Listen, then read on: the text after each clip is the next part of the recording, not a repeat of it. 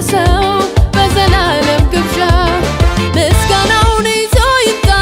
በፊቱ ያፍስሰው ያማረውን ቅዱስ መስዋዕት ለስሙ ይሰዋው በአንድነት እናክብረው በመሰንቆ በዜማ ፊቱን ንስገድና ሸብሽብ እልልታን እናሰማ